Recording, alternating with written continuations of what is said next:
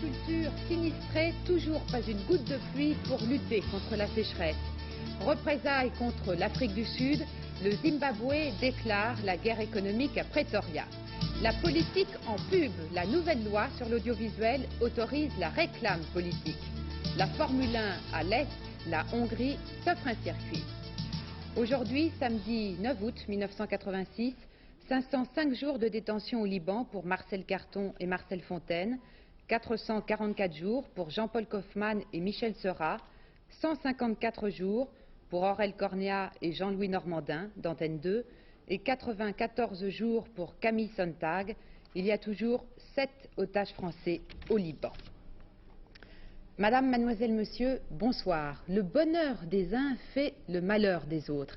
Car si les vacanciers se réjouissent du beau temps, les agriculteurs, eux, désespèrent de plus en plus de cette sécheresse qui dure.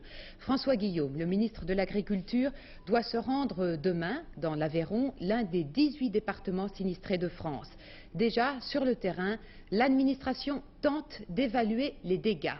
Ève Mété et Maryse Richard. Ce sont les incorruptibles de la sécheresse. 8 heures, direction de l'agriculture de Rodez, 3 hommes pour une enquête. Jean-Claude Cross de la direction de l'agriculture, Henri Land de la chambre d'agriculture et Gabi Quintard de la FDSEA. Leur mission, évaluer la sécheresse en Aveyron à travers des visites sur le terrain. 10h30, arrivée chez Firmin et Michel Anglard, éleveurs de brebis de père en fils. Une exploitation choisie parce que représentative de l'exploitation moyenne du sud Aveyron. On interroge l'agriculteur. Par manque d'herbe dans les pâturages, les brebis sont nourries avec les fourrages prévus pour l'hiver. Alors, on vérifie, on mesure le silo pour voir si le fourrage restant suffira à nourrir le troupeau pendant le reste de l'année. 30%. Sur ce silo-là, globalement, il manque 30% par rapport à l'année dernière. Oui, et pourtant, il n'y a pas une grande différence dans la hauteur. 14 heures, arrivée chez les frères Ménard, éleveurs de bovins, à quelques kilomètres de là. 80 hectares, 40 vaches laitières, des génisses, mais là encore, il y a problème de nourriture. Avec la sécheresse, la luzerne semée pourtant plusieurs fois n'a pas poussé et les vaches sont allaitables à manger les réserves de l'hiver. Il faudra donc acheter du fourrage supplémentaire. Certains producteurs ont peut-être tendance à grossir leurs difficultés lorsqu'ils vous voient arriver. Eh bien, on juge sur pièce, puisqu'on va voir l'état et le niveau des stocks de fourrage. Ce qui est très facile, puisque nous visitons les exploitations et les lieux où sont stockés les fourrages, les granges et les silos essentiellement. On a vu 17 heures. De retour à la direction de l'agriculture, la commission d'enquête refait les comptes des exploitations visitées et rédige son rapport. Ce rapport sera soumis mardi à un comité d'expertise sécheresse présidé par le préfet, qui décidera de saisir ou non le ministère. Si le dossier est accepté, le département fera alors l'objet d'une déclaration de sinistre qui ouvre droit aux indemnités. Le président Ronald Reagan a subi aujourd'hui un examen urologique. Il a été réalisé sous anesthésie locale et il n'est pas lié au cancer dont le président américain avait été opéré l'année dernière. Monsieur Reagan disait lui-même hier à la presse qu'il se portait bien. À sa demande d'ailleurs, il doit également subir un test antidrogue pour donner l'exemple dans le cadre de la campagne qu'il a lancée. Une satisfaction pour Ronald Reagan avec le démantèlement par les policiers américains du plus important trafic de cocaïne aux États-Unis. Plus de 7 tonnes de cocaïne colombienne ont été acheminées à l'aide d'avions entre la Colombie et les États-Unis. Un nouveau message de la djihad islamique aux États-Unis, justement. Il annonce que les otages américains qu'elle détient adresseront bientôt un message à leur pays. Épilogue dramatique aujourd'hui de la première prise d'otage jamais réalisée dans une banque en Finlande. Hier après-midi, un homme armé, muni d'explosifs, avait pris en otage 12 personnes et le drame s'est achevé ce matin par la mort du ravisseur et de l'un de ses otages. Hervé Brosini. Au petit matin, une ville de Finlande. Cela dure depuis des heures de négociations entre policiers et ravisseurs. Et puis la tension, la confusion, l'énervement. Là-bas, tout au fond, quelqu'un va sortir en courant d'une voiture. D'autres s'abritent derrière un fourgon. Ils ne savent pas encore que 2 hommes viennent de trouver la mort. Un malfaiteur de 36 ans et son otage, un directeur de banque. La banque la voici, 24 heures plus tôt. L'homme est là, armé d'un sac bourré de dynamite. Il y a 12 otages. Bientôt, on va lui donner une rançon et une voiture. 350 km de poursuite effrénée. Hélicoptères, ambulances, pompiers. Et la brigade des ours, spécialiste de l'antiterrorisme. Dans la voiture, 2 employés et le directeur de banque qui est au volant. À l'aube, c'est le drame. Un barrage policier, les 2 employés qui réussissent à fuir, des coups de feu, l'explosion. Est-elle due aux balles des policiers finlandais? On ne le sait pas encore. À Helsinki, on est sous le coup de la stupeur. Ici, c'est la première fois qu'une telle prise d'otage a lieu dans une banque. L'Irlande, une nouvelle fois touchée par la violence, les forces de sécurité sont en état d'alerte maximum après un attentat provoqué par l'explosion d'une bombe à un poste frontière entre l'Irlande du Nord et l'Irlande du Sud. Françoise Champé.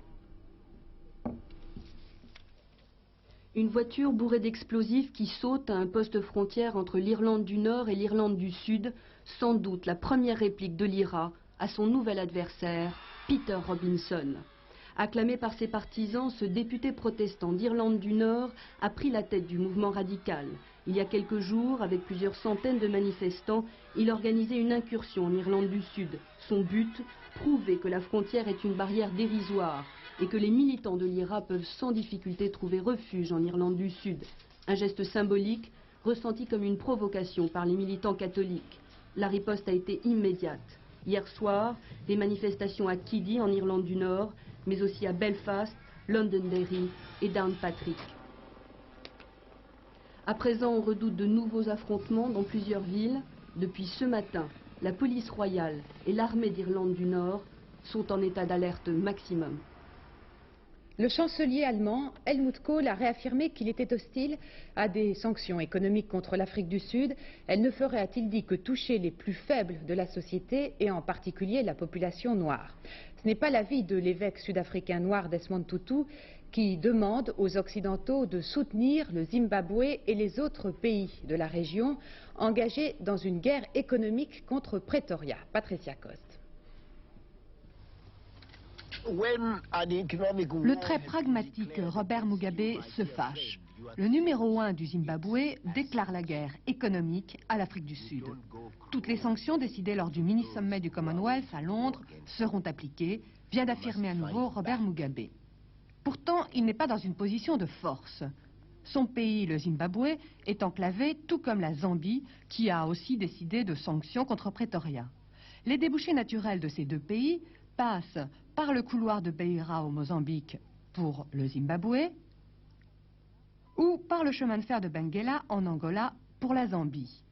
Mais ces 2 voies sont soumises à des attaques constantes de rebelles soutenus par le pays de l'apartheid. Alors pour l'instant, la route passe par l'Afrique du Sud, qui a immédiatement exercé des représailles. Les contrôles à la frontière ont été renforcés.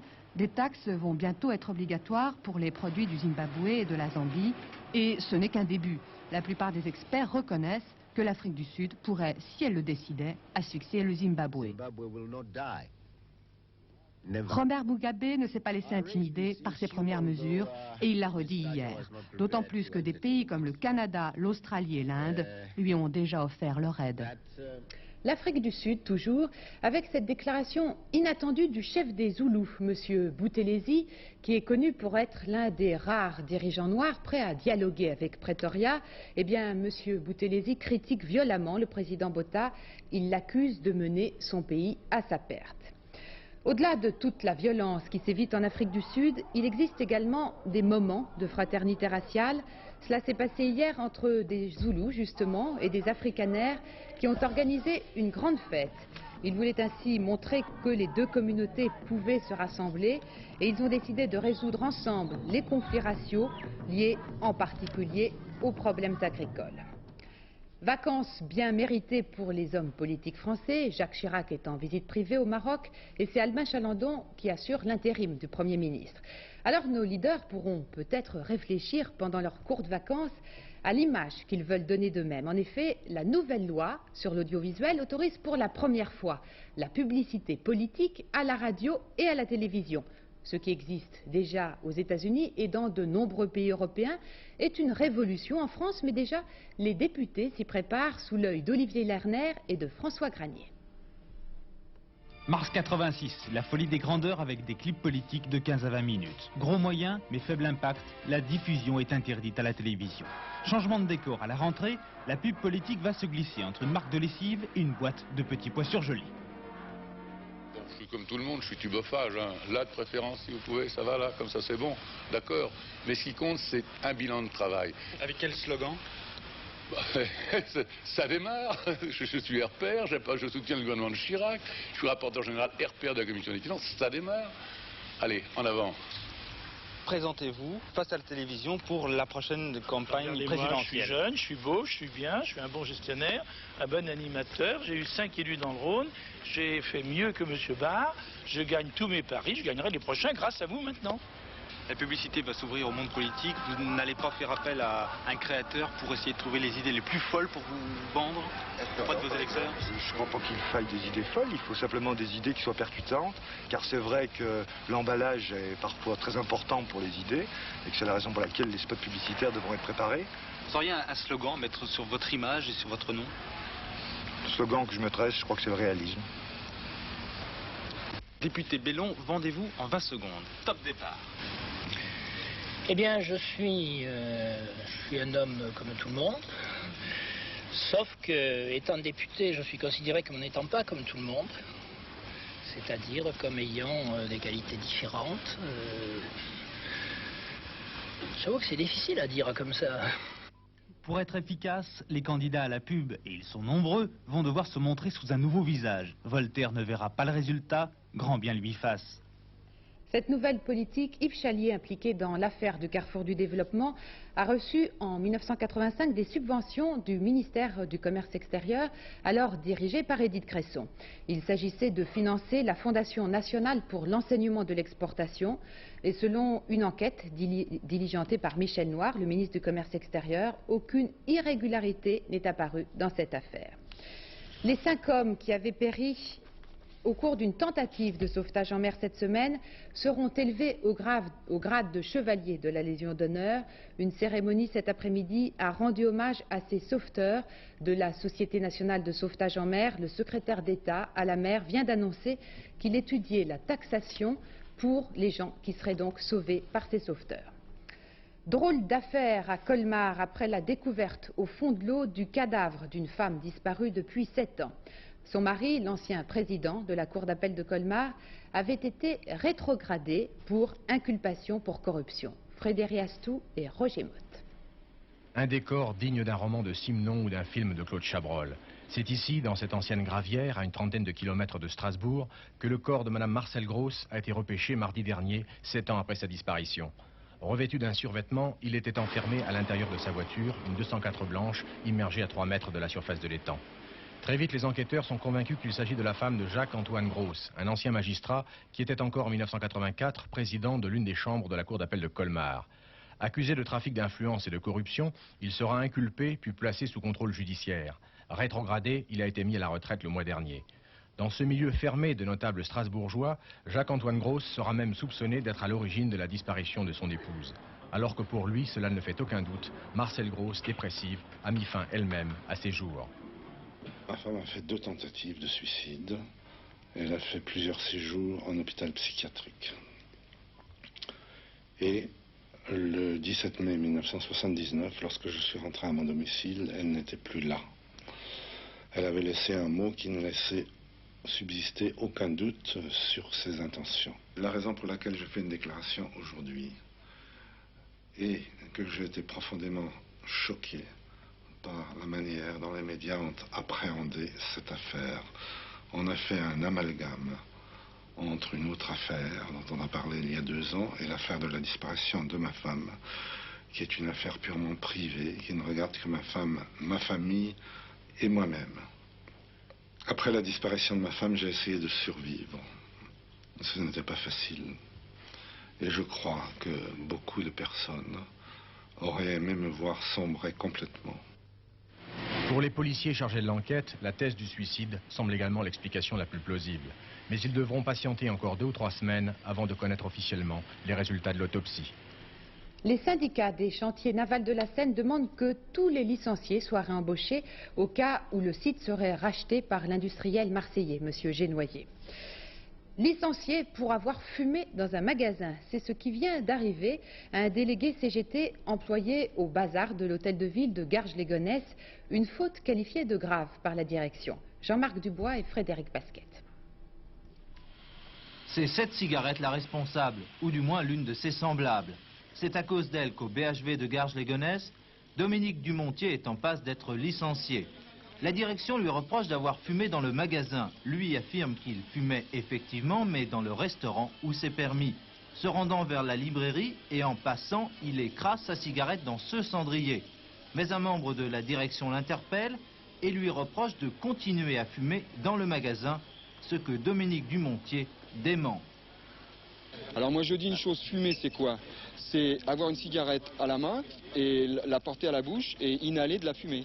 Hein? Alors mais vous maintenez non, que non, vous non, ne non, fumiez pas. Voilà, moi je maintiens fermement, je suis ferme sur mes positions, je maintiens que je ne fumais pas. J'ai éteint ma cigarette dans le cendrier et j'ai gardé la cigarette à la main. Le chef du personnel, obligé d'être à la caisse pour suppléer le personnel en grève, n'a pas voulu nous donner la version de la direction. Vous me dérangez en plein travail, je ne peux pas vous répondre. Hein. Pour beaucoup d'employés du BHV, cette sanction est inacceptable, car des employés qui fument dans le magasin, il y en a déjà eu. Je suis surpris le directeur ou certains cadres discuter avec ces vendeurs et démonstrateurs. Sans rien leur dire. Sans rien leur dire. Une partie du personnel du BHV est en grève pour soutenir Dominique Dumontier. Des pétitions circulent, signées par les clients. Ils attendent maintenant la suite de la procédure de licenciement. Un souvenir de vacances pour certains d'entre vous, en tout cas une image d'actualité heureuse, les gondoles de Venise, ou plutôt les gondoliers. Eh bien là, rien ne va plus, car l'adjoint de la mairie de Venise demande aux fameux chanteurs, les gondoliers, d'arrêter de chanter au Sole Mio. Savez-vous pourquoi? Parce que c'est une chanson napolitaine. Marcel Tria.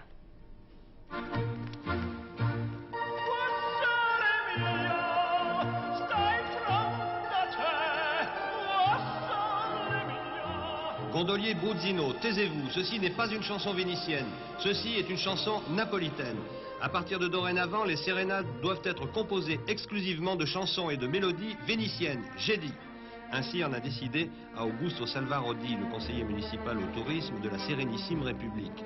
Alors le gondolier Bruzzino est bien embêté car les touristes américains et japonais s'obstinent justement à lui réclamer au Sole Mio. Et il ne veut à aucun prix contrarier ses clients, le gondolier Bruzzino.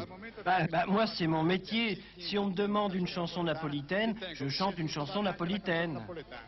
Oui, mais si on vous en demande une vénitienne? Alors je chante une vénitienne. Mais si on me demande une napolitaine, je chante une napolitaine. Dans le camp napolitain, sitôt passé le premier moment de stupeur, c'est la contre-offensive. La chanson vénitienne a bien besoin d'être soutenue, dit ce stratège napolitain. Alors on va vous chanter la blondinette sur la petite gondole. Visiblement, à la réplique frontale, on a préféré ici la guerre des nerfs, une tactique qui semble avoir déjà semé quelques confusions au sein de l'armada du camp ennemi. Mais regardez et écoutez plutôt.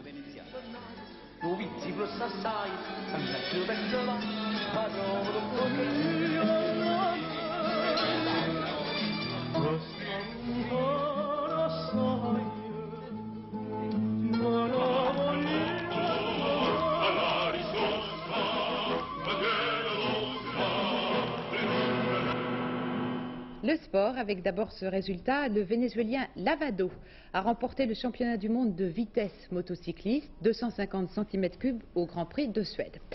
Mais c'est surtout le Grand Prix automobile de Budapest qui provoque le plus grand intérêt sportif de ce week-end. C'est en effet la première fois qu'une telle compétition se déroule à l'Est. Pour l'occasion, les Hongrois ont construit un circuit.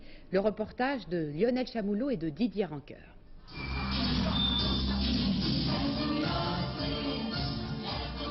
Rock'n'roll hongrois à Budapest. Il y a bien longtemps qu'ici, en Hongrie, l'Occident s'est installé. L'Est bouge et suit la cadence de l'Occident avec précision. La publicité, toutes les publicités sont imprégnées dans la vie quotidienne. Dès que l'on arrive à Budapest, on se sent bien. libre, à l'aise. Pas étonnant que le cirque de la Formule 1 plante pour la première fois son chapiteau en Hongrie, dans un pays capitaliste dans sa démarche.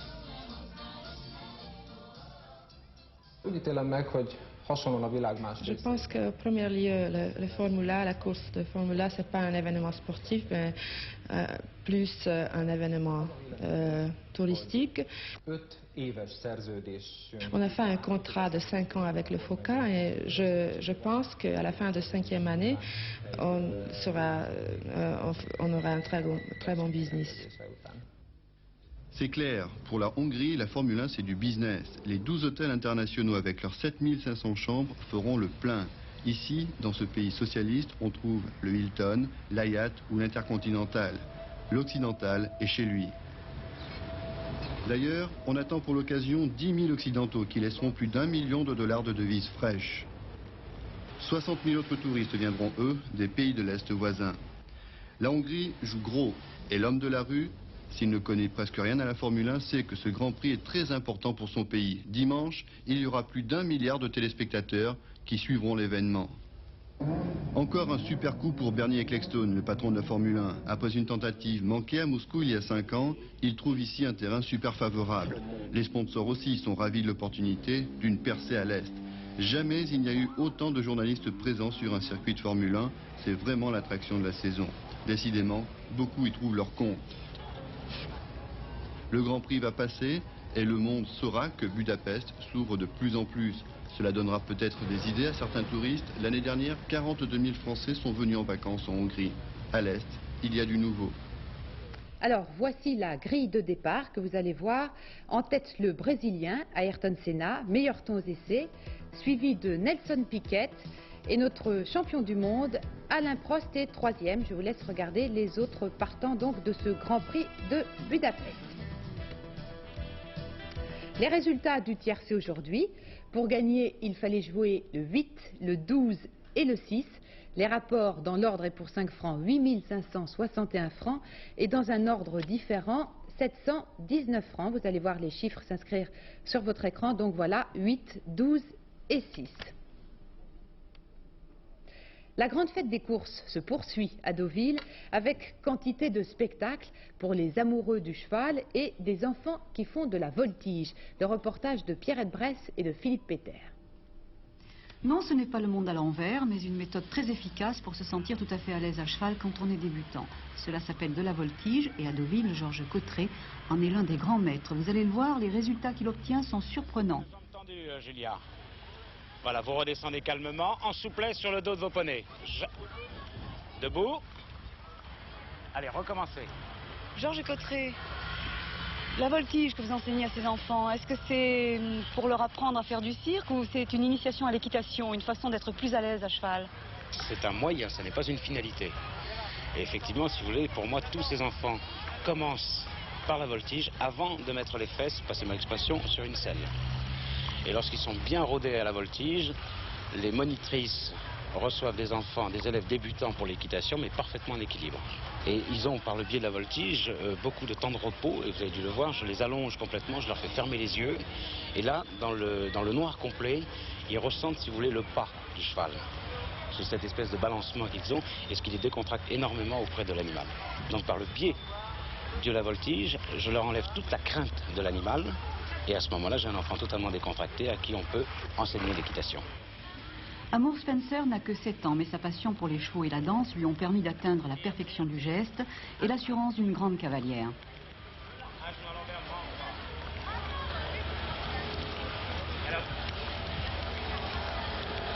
Galope.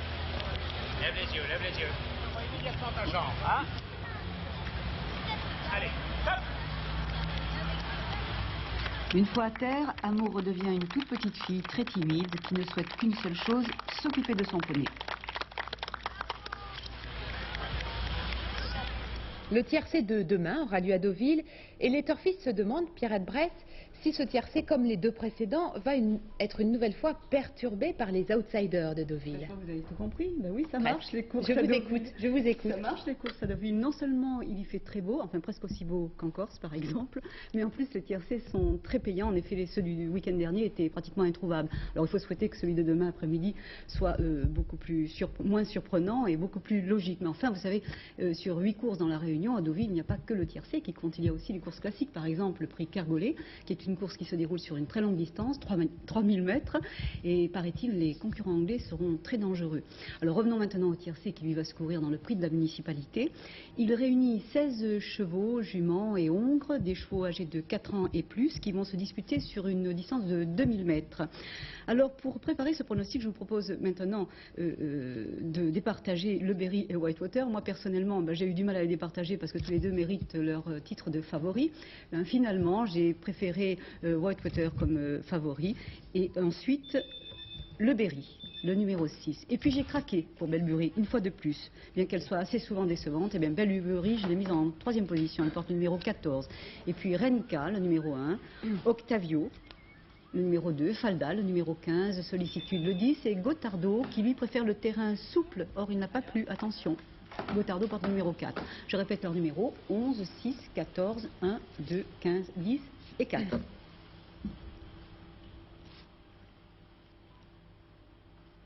Merci Pierrette. Connaissez-vous le record de France de prise d'un poisson d'eau douce? Je vais vous l'apprendre. Je viens de l'apprendre moi-même. Il vient d'être battu par un pêcheur de Saône-et-Loire qui a attrapé un silure. C'est une sorte de poisson-chat. Il pèse, rendez-vous compte, 52 kilos et il mesure 2,20 m. Le temps maintenant, les prévisions pour demain avec toujours de la chaleur et des orages. Alain Chauffour. Absolument Patricia, des orages sur pratiquement tout le pays. Voilà, dans quelques instants. On va vous voir, je l'espère. Pour l'instant, voici une jolie photo, c'est Paris, c'est la conciergerie. Voilà, pour l'instant il fait beau sur la photo. Oui. Demain il fera encore beau sur Paris. Voilà, on a déjà le titre. Orage à total, c'est vrai que partout dans toute la France, on va avoir de l'orage. Alors peut-être que je vais faire le commentaire off, remarquez. Vous ne verrez pas la carte du temps. Voilà, on a maintenant la photo et le présentateur. Alors voici donc demain des orages, je vous le disais, on va voir la carte tout de suite pour ne pas perdre de temps. Des orages qui vont affecter dans la matinée la Bretagne, les Pays de la Loire, la Normandie. Il n'y a toujours pas la carte mais c'est pas grave, je continue, vous aurez au moins le son.